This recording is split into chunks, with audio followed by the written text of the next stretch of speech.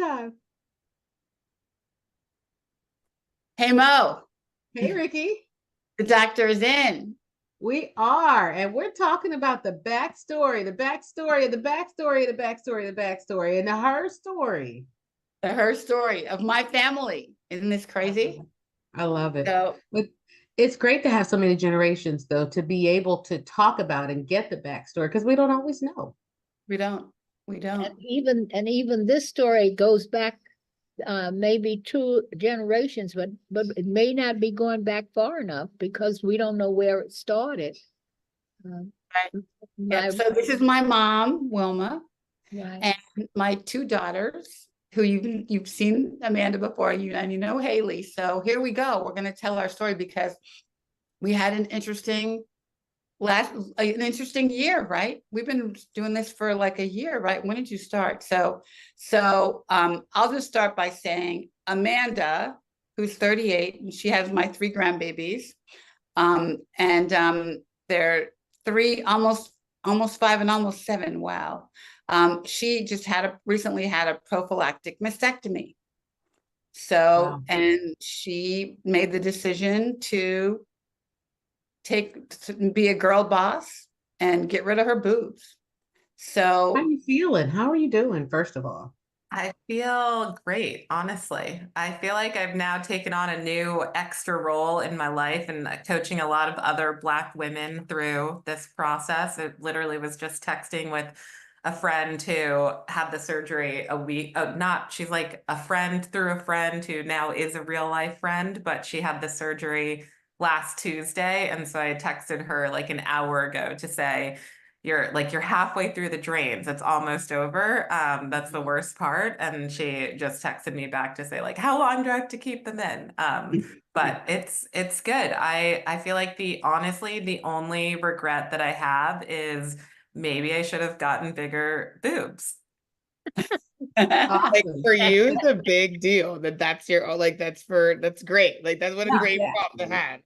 I was Yeah, just gonna I say had if that's the only regret. this Yeah. very awkward interaction actually with my boss, like my big boss. And it was like the first time I saw him after the surgery, and he was just like, how are you doing? Like, so like really happy and like proud of you, whatever. And I was so awkward. I was like, honestly, if my only regret is like I should have gotten bigger boobs, and like I'm doing pretty well. Like, oh God, like did that really just come out of my mouth? But it did. Mm-hmm.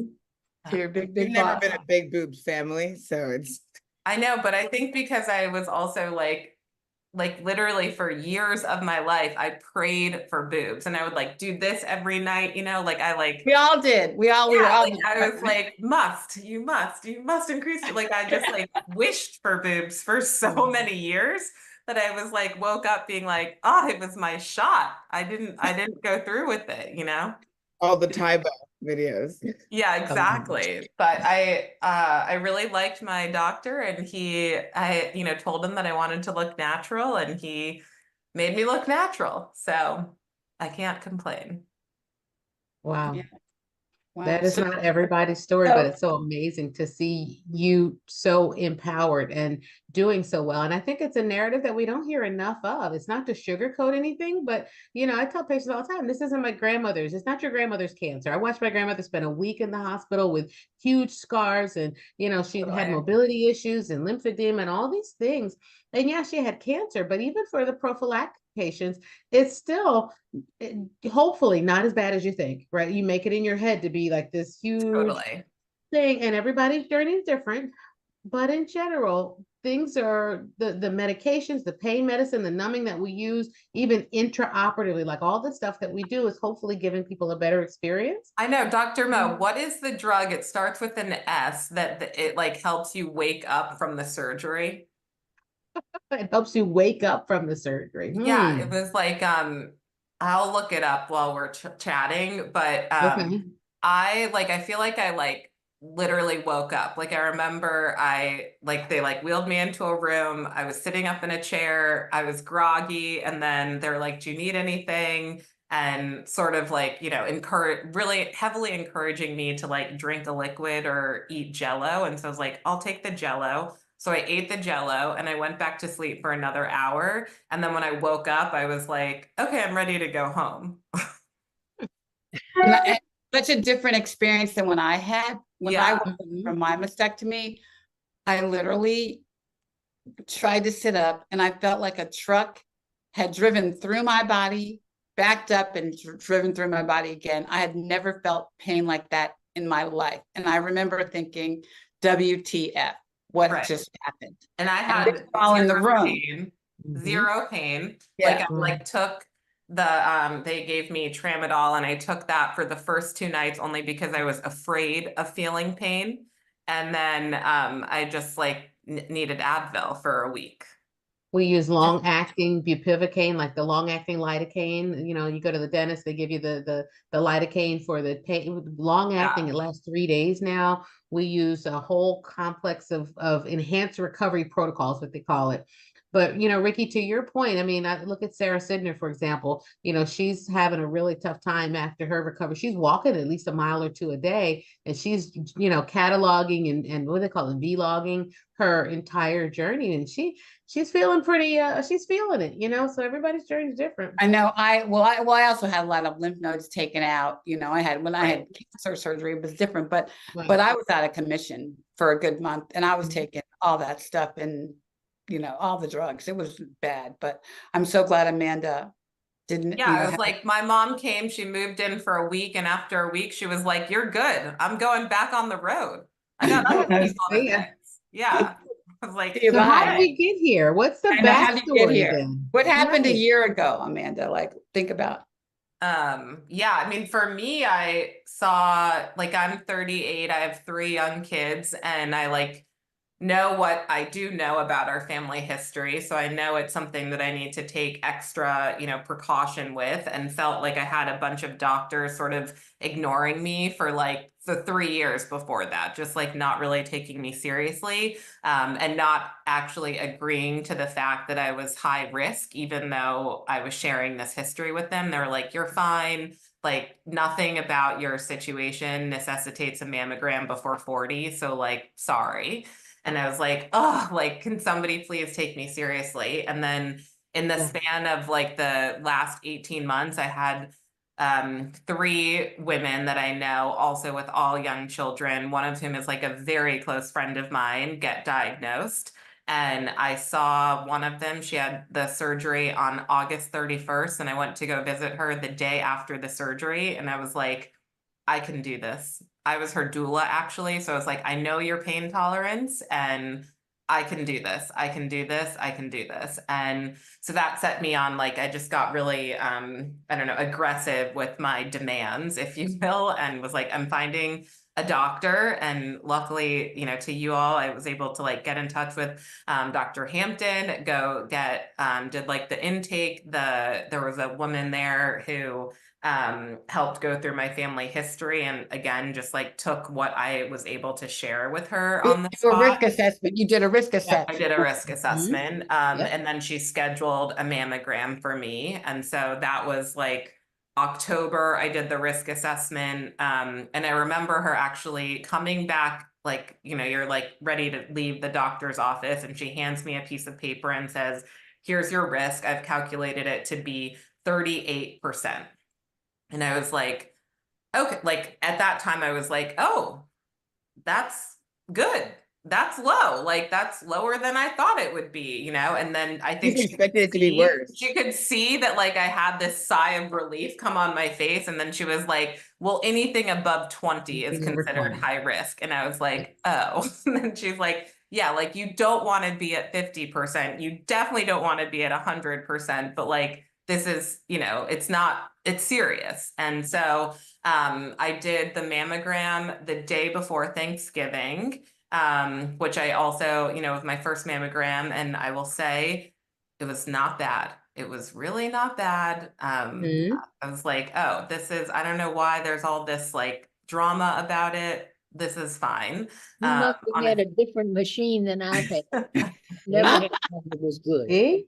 I You mean, know it's what? From not year to good, but I year, felt even like from year to year, it's variable. Yeah. yeah, and I felt like honestly the pain, or it was harder to hold your breath for the 15 seconds than it was like than the pain actually felt.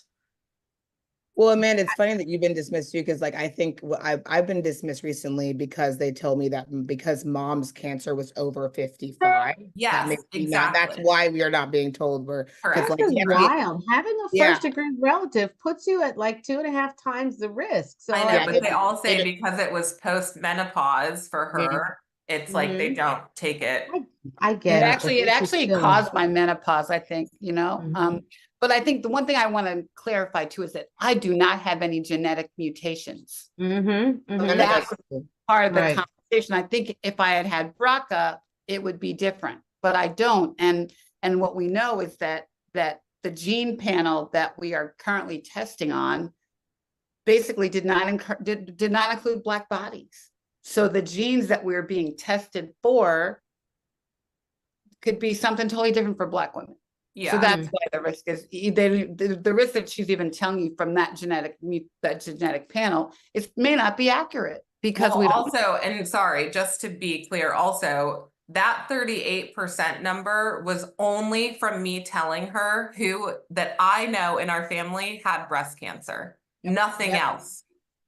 So I then also did the genetic testing separately. And to your point, I said my mom doesn't have any of the genes. She's done this now 2 or 3 times. It's never come back. And she said that it could actually skip a generation, so you should still get tested. And I was like, what? Like, I never that heard that doesn't make before. sense. But I guess like Yeah. theoretically, Dr. Mo, Oh, you could like face. get it from like, I know, from maybe like the other side of your family or Now, something. that's true. Because it matters what's on mom's and dad's side. So skipping a generation is a myth. The genes are hereditary, and the way they are carried, the way these mutations are passed on, that they don't skip. Okay. But it's not just what's on mom's side. I have heard that a lot of times, like, oh, it doesn't matter what's on my dad's side. There's no breast cancer on my mom's side, but Right. it does matter on dad's, and it matters if you have a limited family history, because what if dad was an only child and didn't have Totally. siblings, and he didn't Right. get breast cancer, because most men who have a BRCA mutation don't get breast cancer. Right. But I heard you guys say something really important, which is that she's tested multiple times. Mom has tested multiple times, and people don't think about that. They think, okay, I did it once and you know what, I'm negative. But every 10 years or so, we end up learning that genes are longer than we thought. They're like a ladder. And back in 2014 or 2004, rather, when the BRCA genes came out, 95 was 95. It was Dr. King. 95, when the BRCA genes were discovered, we thought the gene was this long, and now 2004 is this long, 2024 is this long. Right. And so we keep learning there's more segments to the gene, and we learn what they mean. And so there's an opportunity for people to retest. We call it update testing. Right. Yeah, I got which is what BRCA 1 and 2. Dr. Yeah. Hampton encouraged me to do that, Exactly. even when I got tested with no genetic mutations, my mom didn't get tested because since I didn't have the gene, they said she was okay. But she probably should have been tested also because she had breast cancer. And Medicare didn't cover it for her back then when they do now. So now she meets criteria where before she didn't. And this is really important for people watching, because there's a lot of Black women who weren't offered tests. And we know that there's been disparity in the rates of people even being offered genetic testing. Yes. Because it used to be like $4,000. So people look at you and they assume, oh, you can't afford it. Or, let's just deal with what's in front of us. Or you're overwhelmed and you're trying to wrap your mind around chemo and surgery and everything else. And genetics is one more thing that, you don't trust your doctor and you're not so sure you want them to have that information. So you didn't do it back then. Right. And When I had it the first time, it was $3,000. Exactly. And And they then when now I you had it, need the it last to. one was $300. So Go ahead, Well, Mom. even with the mammogram, I was like, I don't care if it's not covered. I will pay for this, because no one was letting me, like, I had to get 2 different referrals in order to have my insurance actually cover it. Miss Right. Mom, what were you going to say? Well, I was just going to say, when I was diagnosed and I had surgery, I had a lumpectomy, and I begged them at the time to take both boobs. Ricky will tell you that. she did. She said, cut all the boobs off in the room. Everybody. And they wouldn't do it. And I live with a lumpectomy right now that I could have had reoccurrence. I am really very blessed because it didn't come back again. But they didn't have the knowledge then that they have now, because I think that if I had been discovered now, I probably would have had both of them taken off. She had stage 0 though, and it took them a month to diagnose her. Because I remember it was Christmas time, mommy, and you were brought the whole through Christmas because you were worried because they kept saying, well, it is cancer, it's not cancer, it is like it took them like literally a month to diagnose her at stage 0. But go ahead, Amanda, keep going. So you had So I did the mammogram. That was like the day before Thanksgiving. And then and Dr. Mo, I had seen you like right before this also. And I was like, I need the names of all the good doctors in the area, you know? And so I just went on this mission of like sort of stalking these doctors. And I was like, Good. I like need to find the right doctor for me. And randomly I went to this like a friend of mine who's the ultimate connector in the world hosts these dinners every 6 months, and I never go to them because I have 3 children. And this year I was like, I'm going to this dinner. I'm getting out of my house. And the night before, she sent out all the LinkedIn profiles for the 40 women going to this dinner. And Dr. Lucy De La Cruz was one of the women. I was like, this is a Girl. sign from God. And so I was like, I went to this dinner and I was like talking to a friend, just like eyeing, like, I didn't really know what she looked like. You know, I like see the internet picture, but I'm like, is that her? Is that her? You know, like waiting for her to come in. And then she came in and I was like, you don't know me, but you're gonna chop off my boobs. And you're naked in a hot sack. Yeah, I was Wow, like, that's here it. we go. And she corrected me. She's like, I'm not chopping off your boobs. Like, I will remove your breast tissue. And I was like, Right. okay, whatever the language is, but like, I need you to do this surgery for me. Mhm. And she like calculated my risk on the spot and then was like, come see me this week, and got me an appointment in her clinic. And that was December 19th. And I remember her sort of like, she sent in another doctor maybe to sort of assess like, how serious is this woman, you know, like Mhm. whatever. So they were sort of like, what's your timeline, you know? And I was like, I mean, you tell me what the timeline is. Like, I'm following your schedule here. And so they were like, how about the spring? And in December, the spring seemed really far away. And I was like, that sounds amazing. Pencil me in for the spring, whenever the spring is. And then I like that we go through the holidays, and I went to go see her one more time, like right after the MLK weekend. And she was like angry with me that I hadn't already gotten my MRI. She was like, come on, like we're doing this. You Yeah, need to right. get this MRI first. And I was like, well, they told me I couldn't get the MRI until the end of the month. And she's like, okay, I'm making a phone call. And the next day her office called and said, can you come for an MRI at 3:30 today? And I was like, Jeez. yeah, I'll be there. And so I like moved everything around, went to go do the MRI. And so I had gotten basically the like green light by mid-January. I met with the plastic surgeon, and they called me in the beginning of February actually, they called me on like Monday and said, can you, like, we have you scheduled for next Monday. And I was like, okay, like but for 2 days, I was like rallying to have this surgery in another week. And that was scary. Like I like was freaking out, going through all the emotions that I hadn't Oh, really yeah. processed yet. Stop for 1 minute. Tell them what the MRI said, what the MRI That's found. really real, didn't it? Whew. Oh, so real. But so yeah, so on the MRI, they saw 2 lumps. And they were like very likely benign, but we do see lumps. And so we are going to escalate you to go get an ultrasound next. And so actually that was like one of the scariest moments in this journey, was when they send you to the ultrasound. So you're sitting in this like room of 10, I don't know, there were 8 other women in the room. no one's talking to each other because everyone's there for like different reasons, but you don't really know why other people are sitting in the room, but you like you don't know yourself what's going on. And so you don't want to like start another conversation. So everyone's awkwardly flipping through magazines about how to bake cupcakes, you know? And I'm like, but like you don't really want to talk to the other people. And then I feel like they forgot about me. And so I'm like, hello, like, can somebody like what's going on? And I don't know, it was like then I had the ultrasound and it was an hour. Like my boobs not big and like they just kept feeling around, and finally I was like, can we like get my husband back here or something? And then Wrap they're it up. let me like bring in the radiologist. And so then somebody else comes in and they're like, sorry, we just like, we can see that there are other lumps now. And we again think that they're like what we see on the MRI, we can confirm, but we can also see other lumps.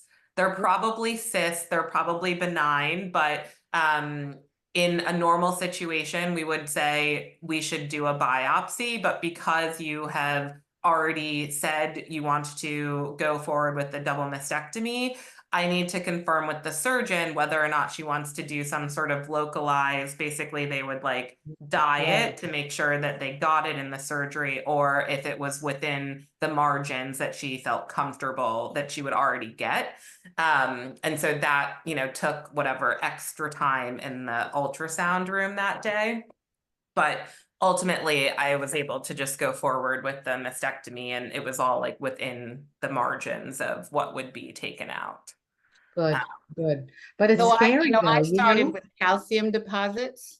Mhm. That so my first mammogram, I had calcium deposits, which I ended up having surgically removed right after my first mammogram. So that was 12 years before I had breast cancer, like 15 years before I had breast cancer. So she was I think she was sort of on that trajectory, which is pretty crazy, right?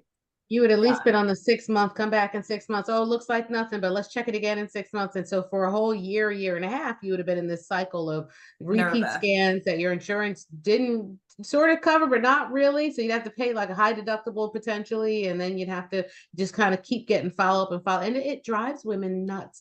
And it's make this us is the all reason- worried, keep us all right. worried. And this is kind of the reason why women don't always go back for their mammos. It's not so much the fear of it as much as it is the fact that they're still paying on last year's MRI. They're paying on last year's ultrasound. Like I have dense breasts. I know they're gonna call me back, and I didn't pay off the last one, and I had to wait 2 weeks for my results, and you know all Right. this stress and all this anxiety. I'll do it later. I'll get to it later, and that's kind of what happens, you know, because Yeah. once you do it, you're like, oh, this wasn't that bad, but Right. it's all the stuff that happens afterwards. Right. And we'll Right. never know Yeah, I what feel like- would have happened had you waited till 40. Like we'll never This is know. true. what would have This is happened true, had you- and thank what would- God for that. would things have looked like? What would your scans like? You know what I mean? Like, would you even have been invested in like all the things? You know, what's Totally. funny too about your timing too, because you should go back to your story. Was like you were also factoring in spring break. I have I 3 know. kids, like all the things. Like it was like, how am I That's going to amazing. make this work into my life? And also like, when can I stay home with you for a week, right? Right. Like, Right. like, which is also Right. So how did we get to the history though? Because I Yeah. do want to talk about that a little bit. We're Yeah. talking about having Yeah. these conversations, and what do you do when you don't know? right. Yeah. Well, mommy, this is where you come in. So I'll just preface it by saying that, she had breast cancer. And but we didn't realize that her aunt had breast cancer until I was sick. Mhm. And I'm not sure what jogged her memory, but you talk, mommy. So what's Yeah. our history? What's her story? Well, I shouldn't say I didn't know, Ricky, but I may have known and not really paid a lot of attention to it because it was such a long time ago. My Aunt Louise was much older than my mother. And I honestly maybe knew, maybe I didn't, but I just thought she had died because she got sick and died right away. She was not in a long-term sickness at all. And How old were you when she died? oh, I probably was 12, 10, 11, 12 in that range, somewhere in there. And she was she was a good 12 years older than my mother. because my mother and my Aunt Louise had the same mother but had different fathers. And so that's why there also was one reason, I guess, I just never really paid a lot of attention to it. Well, I'm sure they didn't talk about it back then. Did they No, talk about it? No, they didn't talk about it. But my Aunt Louise was really almost like took care of my mother in a sense. She was so much older than Mama that she was like her little sister. Mama got married at her house, and she kind of took care of her and me when I came. I remember her as a, I have pictures or had pictures of her, but I just thought she got sick from something, and I guess I was too young to really question what she died from. And so when you told me that, it made sense but it happened fast. I do remember that. I was old enough to remember that she was not sick any lengthy time. It was a matter of a month and a half or something. So maybe she knew and just got sick at the very end. I have no idea of answering that kind of question. But the only other person is my mother's sister. My grandmother had cancer too, but her cancer was ovarian cancer. She was not breast cancer, but she had cancer. She had ovarian cancer. So wait a minute. So now we find out you had not only breast cancer, right? First degree, second degree relative, but a family history of ovarian cancer as well. Right. No mutation, and doctors telling you two, the third generation here, that you don't meet criteria for genetic testing and that you're not high risk. Yeah. Isn't this interesting and sad? Right. Haley too has been trying to get a mammogram to no avail either. So Yeah, Well, I just know. goes to I'm show in the you. process myself, but I just did wisdom study, which everyone should do if you are looking for a free genetic test, ages 30 to 74. Really, really easy. But they're one of the people that also said, like, because they've now seen a bunch of people like me who are people who have a family her story, but it's your mom had it again after menopause. So they're now making this new group and studying women like me who are, I forget the language, but it's like not fully high risk, but there's like, they're creating a space for women that are me because they're seeing it more and more because again, we're just looking for the trends here and trying to figure out why this disease exists and like why it is attacking young women under 35 at the rate that it is. And so it's fun to be a part of the research and like where people are considering the Amandas and Haleys of the world who like, yes, we have a strong family history. We have no genes. Like, what do we do? Right? Like, how do we act on this if people are telling us no, no. So I'm intrigued to see what this research comes to and how we support this community, what it looks like, if that's, a screening every year, starting at 35, like whatever that looks like. But it's fun to be a part of, but also alarming that like I'm a part of it and I have to like act on it all the time, and that's why it's cool to see Amanda, you who've like have done something about this and like is proactive about it. And like now like again, I'll do it too. Like I thought about maybe cutting my boobs off someday after being in this work, but like didn't take that thought seriously because I obviously, well, not obviously, but I haven't had kids yet. And so like, it's always been like, I'll think about that after kids. But now it's like, oh, you did it, like, and your boobs look great. Like, I'll do it too, and like, I don't think that I would have made that choice so easily or would be so fervent in that choice now had you not done it now, Yeah, I think I really applaud the wisdom study, that Dr. Laura Esserman, and we'll put the link in the comments, but it's really for healthy women and they've really gone out of their way to address the needs of Black women. And we've talked to her a lot about, well, you're missing the Black women because it was women over 40. So now they've lowered the age to 30 and they are looking at different variants, different things for Black women. And so I think we'll be able to tell a different story soon because right now we don't really have one, and I was saying to my mom before we started though, it was really my mom's Aunt Thelma, who's on the other side of the family, her dad's side of the family, that remembered that Aunt Louise had breast cancer. Right. And she called me out of the blue one day and said, Ricky, I saw you, some cousin or something showed her something that made her know what I was doing for work and about touch. And so she called me. I think she was maybe 100 when she called me. I don't know, she lived about 102, right, mommy? But she was about 100. She's like, you know, Ricky, I saw you talking about breast cancer. Well, you know, your Aunt Louise had breast cancer. And that's when we kind of put it all together.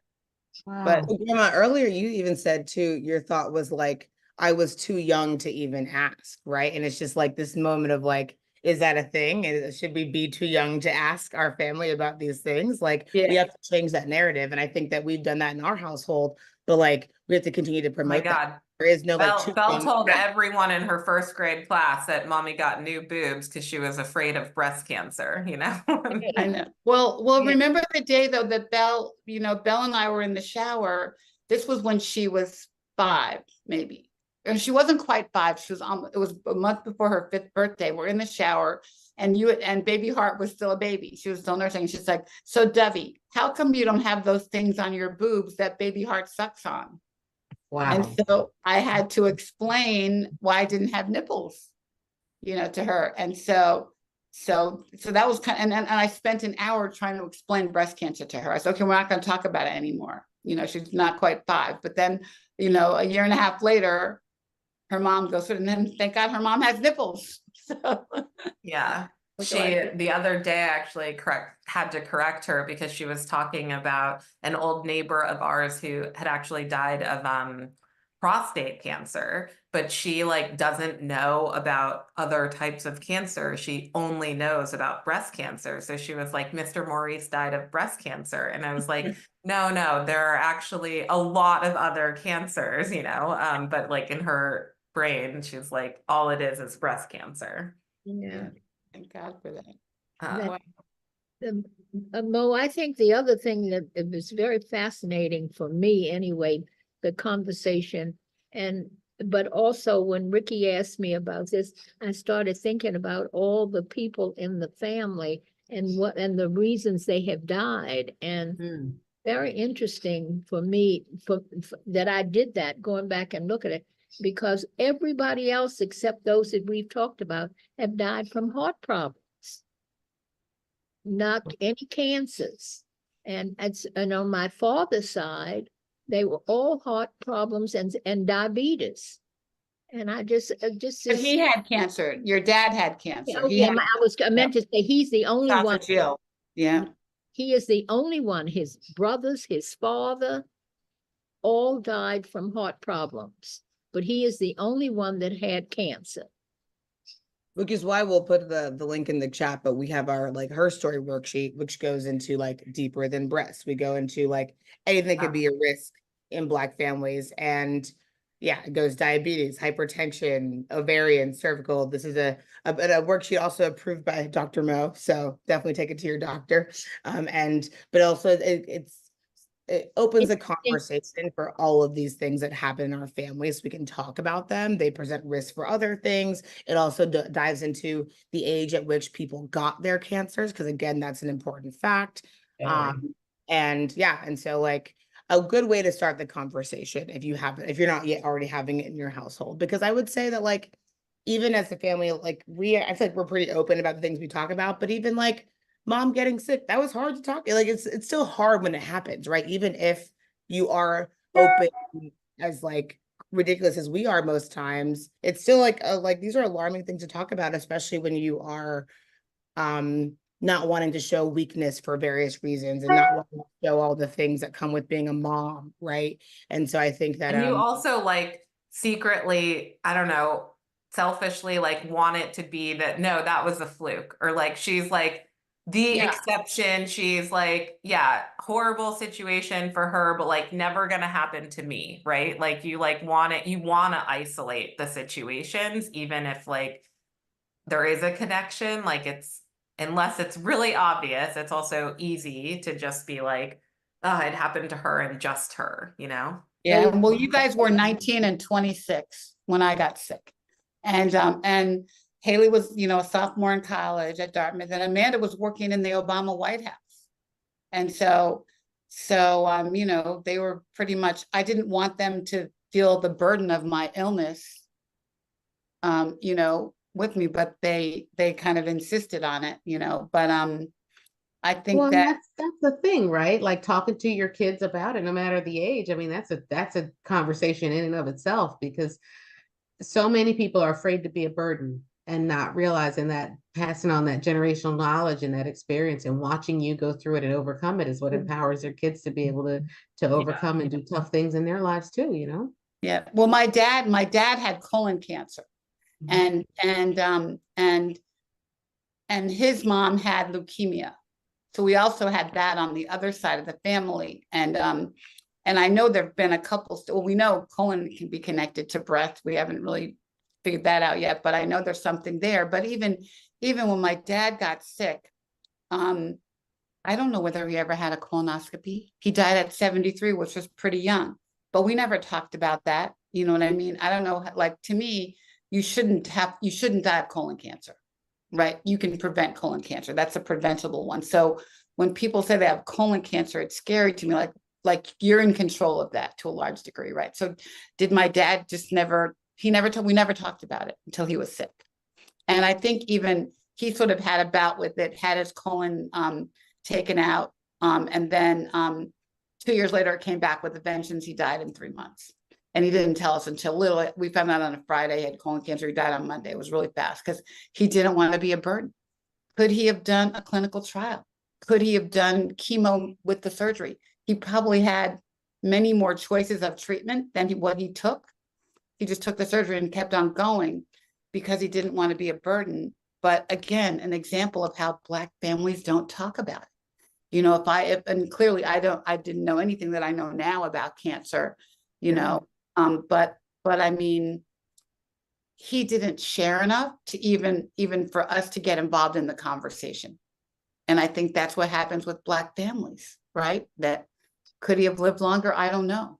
I'm really into the language in reach over outreach right now. It's like, I feel like there's something to be said about just like starting in your family, in your community, in your church, where I go to dance, you know, like I bring bags when I go to dance now, because like, why wouldn't I start with these young Black women I see at dance every week, you know? And so it's like, how can we do that more? Because I've seen women start to do better, and maybe it's because like I'm working breast cancer, so it's women everywhere. But I still don't see it with like the men in my life, you know, and like, so I think we really have to continue to push this envelope. Yeah. Yeah. Wow. Well, I also feel though, like, I don't know, I didn't understand maybe the extent or the severity of the burden that I guess to me, the worst thing people would say, what do you fear, Ricky? I don't fear anything now. Once you've had cancer, I'm fearless. Okay. I'll go out in that paddleboard in that water at 6 a.m. by myself. No one's out there but me, and I have no fear. My only fear has ever been my children getting breast cancer. If you say, what is your worst fear? It's my children getting breast cancer, because I feel like I'm responsible for that. So I didn't realize the burden, the emotional burden that had on all of us until Amanda got freed of it. Mm. Like, whoa, it's like this cloud was taken off of our heads because she's free of it. And now Haley can do it too. You know what I mean? So you can't quantify that, right? It's just like, you can't, it's like hard to know. Because at first there's like, Amanda, you were told that you were doing something drastic. It felt like this really big move, this drastic thing. And it's like, no, like on the other side of it, it's like that worry, that feeling, whatever you can't, because it just is not quantifiable. It's hard to like put into words, but like, it's so cool. But Grandma, I have a question for you, given what my mom just said. Like, did you feel bad when she got sick? Yes, Right? I wonder how that felt for you. I did. And I felt like I was the cause. Even though you weren't, we know that, but like, yeah, Yeah, I can. but, you know, that's because I don't know, I'm like anything that happens to my kids and even to you guys. And I think, well, you know, what could I have done differently? Is it something that I missed? Something that I could have done that I didn't do? Something I should have known about and didn't tell you? You go through all those kinds, and I thought about that with Amanda. I probably sweat out more as much as she did initially when they first told me what she was going to do and what its stakes were, because I just thought, it all started with me at some point. And But so, it didn't. Yeah, but it started, didn't. didn't it? Yeah. Started with And it Honestly, I Don't feel know. like it was like the most empowering thing. So like yeah, yeah, Yeah. I feel a very different like emotion tied to doing it. Like I feel not at all a like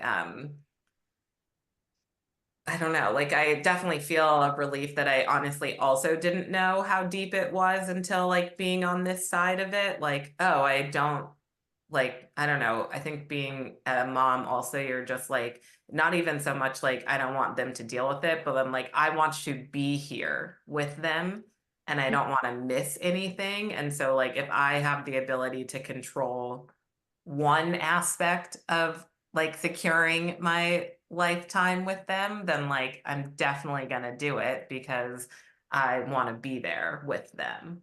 So And what I hear for those is, of you who don't know my sister too, this is a big deal. Like, just like she used to ask to meet the pilot before getting on planes, just to make sure that like she could see the person in control of her life because she like is in control, you know. And like this is a really, really big deal. The fact that you took your control to this extent, you know. so what I hear is generational guilt has turned to generational relief, right? Yeah. And Like you feel some empowerment, like measure. it like feels so good to be able to actually like make decisions based on what you know, and like be in control of that even. So I have a question. At what age do we start teaching the girls how to do self breast exams? Puberty. I know. I feel like I'm like on what right now, but yeah, I'm like Mhm. I'm pro as soon what age should they do it, Mo? You know what I say? As soon as they start showering and learning how to soap up, right? Teach them Yeah. about what breast buds are and how it feels kind of rubbery back there and that it changes over time. And I Yeah. think that's one of the biggest things we can do is to teach that your yeah, normal changes and that Yeah. your breasts are lumpy. And we always say, oh, check for lumps. Feel for normal because if lumps are your normal, then you'll feel better about knowing what normal feels like instead of feeling afraid. But I Yeah. feel like so much of even the wellness, the self-exams is fear-based. Oh, feel a lump and let somebody know. It's like, no, no, learn your normal so that if you do feel something that's different than your normal, then exactly. you'll know. Yeah. Yeah. Yeah. Yeah. Michelle Benjamin, Michelle Benjamin, our blessed, she has metastatic TNBC. She got at 36 and she has a 7-year-old. Maybe she's 7 or 8, and she has her checking her buttons. She calls it, I'm checking my buttons. Yep. Yeah. And just because, Michelle talks about having her daughter's probably gonna have to start getting mammograms at age 25. And so she's already planting the seed, check your buttons, so I think there's different ways you can do it. So it's not scary. You know what I mean? And I think even when you explain it to Belle and Leonhardt, it's like, it's not scary. It's a thing that you can do to take control of your health. Like Yeah. many things, to So, me, it's as soon as you have like the second, not even waiting for the sex conversation, knowing your body, Yeah. but also it just helps them have a comfort level with knowing what any changes in their bodies when they see a change. Little kids see changes and they don't know what it is. They don't know whether it's good or whether it's bad. But when you've taught them that there are going to be changes to your body, and when you feel a change, we need to talk about it. That's actually Teach you.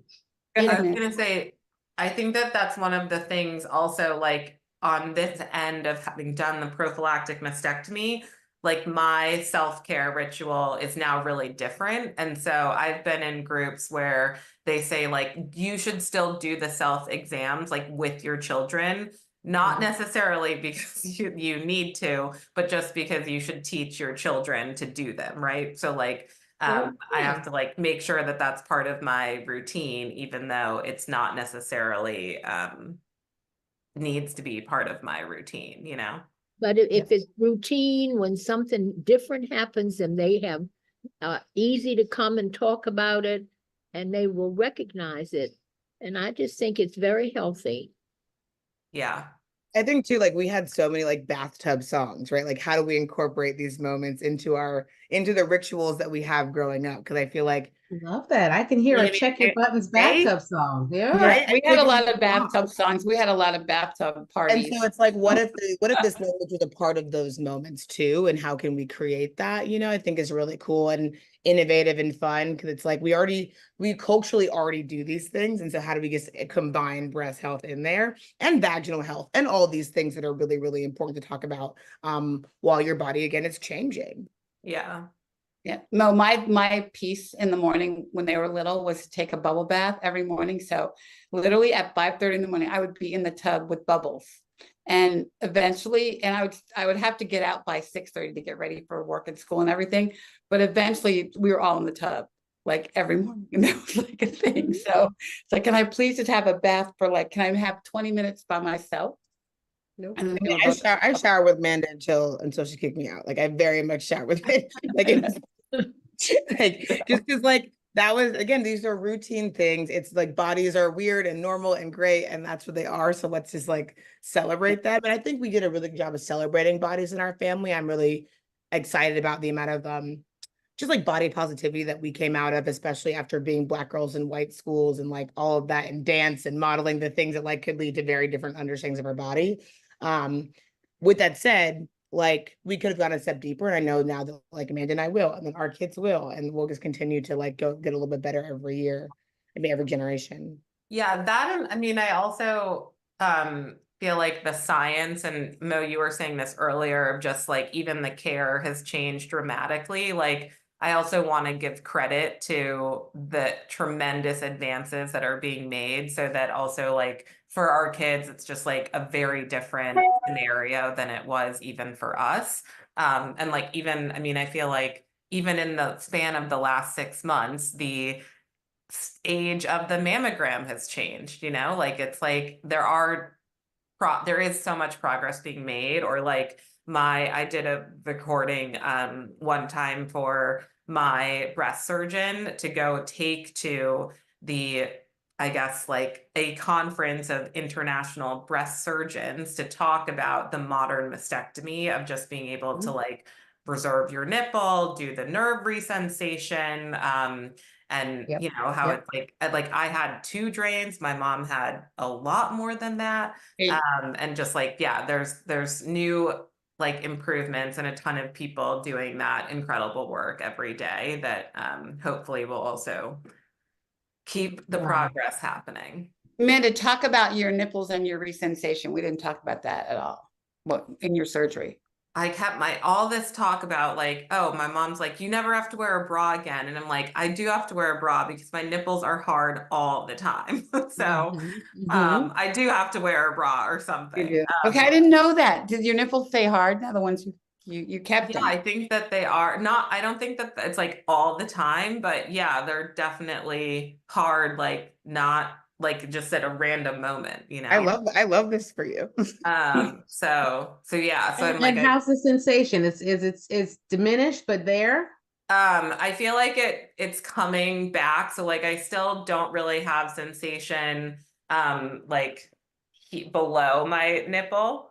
But like everything above, I've always felt sort of above, and it's like getting closer and closer to the nipple.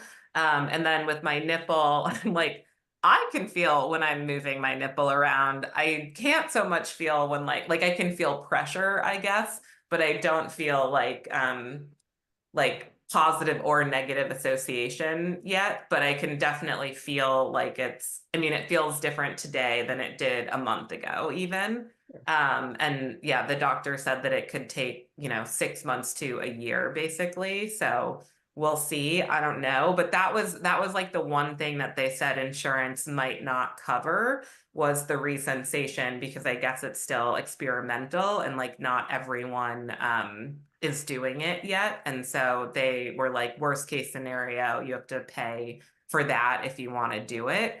But yeah, I mean, sort of like, let me report back in a year from now. But I don't know. As like sometimes I think about what would have happened if I didn't have that option, or like even the option to keep my nipple. And I do, for as like vain as it sounds, like I'm not sure I would have like run to the surgery in the way that I did if it wasn't like There. keep my Yeah. nipple, get nerve resensation, and do it in one surgery. So I did like direct to implant.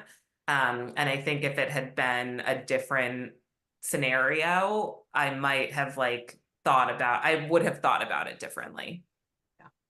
No, that's definitely fair. And I think that surgery alone has really empowered more previvors to sort of take control, because, it's a different thing when you have to lose your nipples. But if your scars can be underneath, you keep your skin, keep your nipples, and you feel as whole as you can feel after this, there's some added benefit, and it's not all loss. Totally. know? I And your also- scars are underneath. We didn't even talk about your scars, so you don't really Yeah. have visible Yeah. scars, Yep. which is We don't also see 'em. really good. Yeah, my scars are underneath, and I was surprised by that because I've nursed 3 children, but he was like, your nipples are still looking up, so There you we go. don't have to do a lift. And I was like, I'll take it. But also I was wondering, like, hey, my drain holes are in a funny like they're not even on either side of my body. And so I was like, what's this about? And he was like, that's just where I'll go in and do the liposuction later. I was like, cool. Thanks for looking out for me. Thanks for, being so thoughtful about that. Hmm. Awesome. Wow. Any Yeah. final thoughts? Any closing thoughts on this her story, and the generations and the learning of family history? I mean, are you guys, I guess you are documenting this just through the video and through the show even, and through your lives, but for Yeah. other families who are watching, who maybe aren't documenting or as forthcoming, how do people have these conversations? Let's start generationally. Let's talk to Mama Wilma first. What do you say to women your generation who are like, I'm not telling my family history, that's my business? Well, you're right. And I can think of a couple of folks I know that would just never even think about having the conversation. But you can't be the mother of Ricky and Amanda and Haley as grandchildren and not know that you have to be open and talk about everything. They've taught me a lot. And I guess life's work has taught me that the more open you are, the better the information is that you receive, and you make better decisions when you have all the information, if not all, but at least you have some choice about information that you receive. And I think that's very valuable, which leads me to say, how often do doctors advise their patients to have this kind of conversation with their patients and their Ooh. families? That's a good question. And the answer is not often enough. And it's probably as often as we don't take a full family history. We let our medical assistants and nurses put the stuff in the computer, and we don't always look at it. I think the breast surgeons do more and more, and those of us who run high risk programs. But, a lot of primary care, a lot of gynecologist people are focused on the thing that's in front of them. Your visit here today is for this. Exactly. Yeah, that's a great point. Right. I've just wondered how often do doctors say to the patient, this ought to be a family conversation? Yeah. I And always ask, who matters to you? Who should be in on this also- conversation? And COVID taught me that. Mhm. but I also think it helps young people deal with, if they should by any chance have some kind of abnormality or become ill about something, they have a lot more to pull on and resources when family has talked about illnesses and how they come about and what is a part of it. Very true. Wilma, how old are you? 91, guys. Fabulous. 91 and fabulous.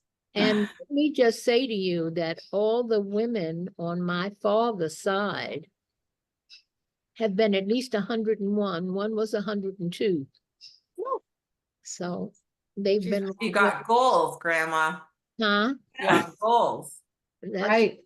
And she's keeping us all in line every day. She is doing her job every day. So she keeps No. us. Nice. You owe me some recipes, by the way. I've got it. I got it. I hope it's not fried chicken. Oh, I no, know. no. That was, she was a baker. She was a baker, but no, I just encourage everybody to sit down with your people and they may not want to talk about it. You know, the worksheet, the Her Story worksheet is really helpful to help you guide the conversation, but you got to have these conversations. And it boggles my mind. You know, I talk about this family I met in last summer at the SHARE conference, where the 38-year-old daughter had triple negative breast cancer, stage 3. Both her mom and her mom's sister had triple negative breast cancer in the last 2 years, and none of them knew it until the daughter got sick. And Wow. that's just crazy. And Great. could they have helped her? Could they have helped each other deal with Yeah. this madness? And it's insane when I see families not talking. So please talk to your families, talk to everybody. And you know, it may not be easy, but you need it. I mean, I think Bella and Hart will have a whole nother perspective, and Haley's kids when she has them, on illness and how to deal with stuff, right? Because it's all out there. And they Very, know very how to true. choose resources. They know what resources are available to them. They know who to call, right? Or how to do it, or they have another experience to share about it, you know? Right. Because frankly, they're going to be at risk too, because we don't know about you guys. So they're going to have to deal with the risk even when they get boobs. So, but my goal is that we got about 10 years to get rid of breast cancer. So, that's what I say every day, is that's what Work cut out the for us. work. And I That's just all want to add that as everyone's out there assessing their risks, to think about all the things, right? Your family shared health history or Her Story, your genetics. I think we're moving to a place where the environment and epigenetics is going to play a huge role into things as well. So just really taking if anything after this, go assess your risk and think about all the things that could be contributing to that. And know all the options. Like, I think also, like, talk to as many doctors as you need to, like, do your own Stalk your research. doctors. Stalk your doctors. Like, Yeah. I'm not afraid to say it.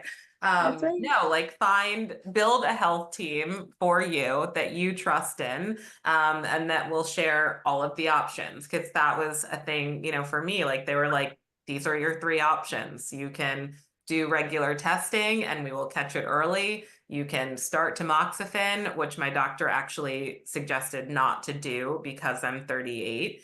And then she was like, or you could get a double mastectomy, and these are, the risk odds with each of, like, how the math changes with each of these scenarios. So, like, what do you want to do? And it was great to have a doctor to be able to, like, walk me through all of that and what it would mean if I just did tamoxifen versus that was like a 50% risk decrease versus mastectomy, which was the 90% decrease. And so you can evaluate it. You can, assess that on your own, but just knowing that there are options out there for you, I find to be quite empowering. On that note, challenge your doctors too to go, I mean, obviously, if you're a young Black woman, to go beyond what your insurance is talking about, right? Like, just actual options, Just not add just one what thing. is available. Can I just Yeah. add one thing? When your doctor says, let's wait on that, put that aside, we'll come back to that later. Don't take that as a way out. Right. I hear that. They've said it to me, and I hear folks tell me, well, my doctor said we can wait on that. We'll talk about that later. Don't accept that, because anything can happen, and overnight. You just Right. know. But Don't- I've had that happen, and I can't accept that. Look Yeah. at you, 91 and chilling. the wait and see method does not work for us. And I think also know that, probably 5 to 10% of people may have a genetic mutation, right? Or the data is kind of somewhere in there. So most people don't. And a lot of people will say, well, my mother didn't have breast cancer, so I'm okay. That is not the case.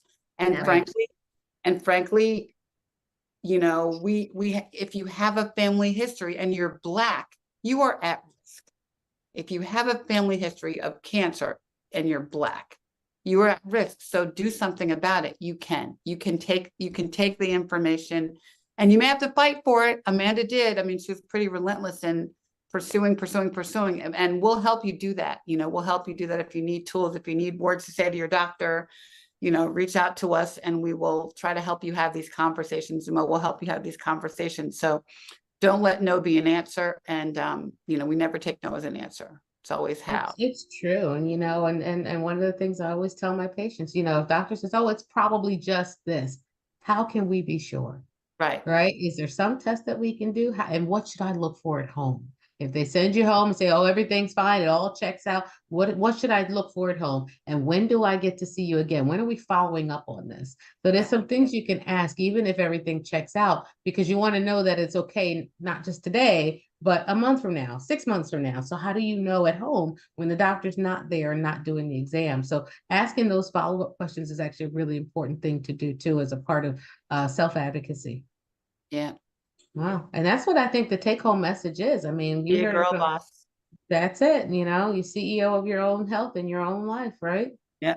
Be the girl boss. Be the CEO. Dr. Mo, thank you for hanging out with our fam tonight. Yeah. Thanks for making me honorary and let me hang out with the I cool know. kids. I know. This is good You're in the enlightenment. fam. You're in the I fam. love it. Oh, love you guys so much. We hope it's been relatable, reliable, real. That's what we do every Wednesday night here on blackdoctor.org. And we're just grateful for the platform and the privilege. Well, Yeah. thank you for including me. you. I'm Yeah. so happy to have been a part of this. Thank you, guys. Thank Bless you, you. love. Bless you, love. Mhm. Right. That's it. Next week. Bless you, love. Love you, Mo. Love you See guys. you. You Love very you. Love you. Bye, everybody.